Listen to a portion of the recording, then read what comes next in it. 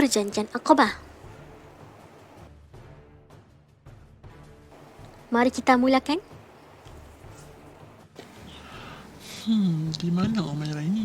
Hai Alif. Hai Umairah, sampai juga awak. Saya fikir awak terlupa tentang janji kita pada hari ini untuk menonton perlawanan. Maafkan saya kerana terlambat. Saya tidak pernah lupa janji saya, Alif. Jangan risau. Tentang perjanjian, saya teringat tentang kisah perjanjian Aqabah yang berlaku. Boleh awak ceritakan sedikit? Baik, mari saya ceritakan. Pada zaman Rasulullah SAW, setelah berlakunya Isra' dan Mi'raj, Rasulullah SAW telah menandatangani satu perjanjian dengan umat Islam dan dikenali sebagai Perjanjian Aqabah. Rasulullah perlu menyebarkan dakwah dan berpesan tentang Islam kepada masyarakat luar Mekah. Dakwah Islam yang telah disampaikan oleh Rasulullah SAW telah diterima baik oleh masyarakat luar Mekah, khususnya dari Madinah. Rasulullah melihat peluang untuk menyampaikan Islam dengan lebih meluas kepada penduduk Madinah setelah 6 orang Madinah memeluk agama Islam semasa musim haji tahun ke-11 kerasulan. Dengan itu, baginda telah melaksanakan perjanjian Aqabah dan perjanjian ini berlaku di antara Rasulullah SAW dengan penduduk Madinah. Dan ia merupakan strategi Rasulullah SAW untuk memperkembangkan dakwah Islam kepada penduduk Madinah dengan lebih pesat. Nama perjanjian ini telah diambil sempena nama Bukit Aqabah, iaitu tempat perjanjian tersebut diadakan. Bukit Aqabah terletak berdekatan dengan Masjidil Haram. Masjidil Haram ialah kawasan di mana umrah dan haji ditunaikan. Kaabah terletak di tengah-tengah Masjidil Haram dan digunakan sebagai arah kiblat bagi umat Islam.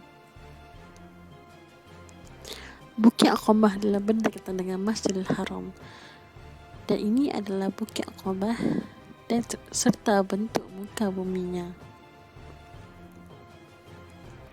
Bukit Aqabah di mana perjanjian ini berlaku terletak di arah timur-timur laut yang mempunyai jarak lebih kurang 5 km dari Masjidil Haram Mekah.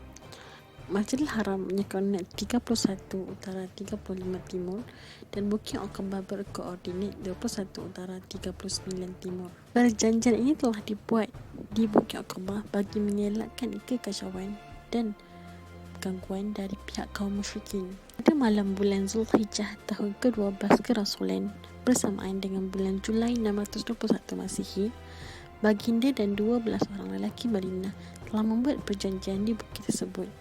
Kesemua umat Islam pada malam itu telah bersetuju untuk mematuhi kandungan perjanjian yang telah dibuat dengan Rasulullah. Ia dikenali sebagai Perjanjian Aqabah yang pertama.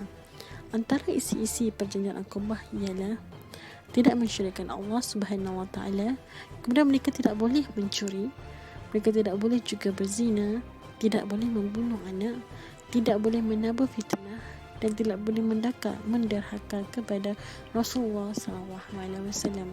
Kemudian satu lagi perjanjian telah berlaku di antara Rasulullah SAW dan umat Islam Madinah.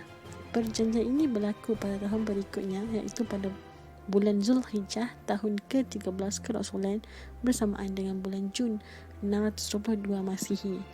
Ia disertai oleh Rasulullah SAW serta 73 lelaki dan 2 orang wanita Madinah. Isi perjanjian Aqabah kedua ialah kesemua umat Islam harus mentaati perintah Allah dan Rasul. Mereka harus saling bantu-membantu semasa senang dan susah. Mereka harus mengajak kepada kebaikan dan mencegah kepada keburukan. Mereka harus berjihad untuk menegakkan Islam. Mereka harus membela kesucian Islam dan menjaga keselamatan Rasulullah SAW. Isi perjanjian Aqabah pertama dan kedua telah dihebahkan dan diketahui oleh umat Islam Madinah. Mereka harus mematuhi seluruh isi perjanjian tersebut. Perjanjian Aqabah telah lebih banyak orang untuk memeluk Islam. Ia dapat memperkembangkan Islam dengan lebih meluas kepada orang luar Mekah. Saya sudah faham Umairah, kita sudah lambat. Ayo kita pergi. Baiklah Alif, mari kita pergi.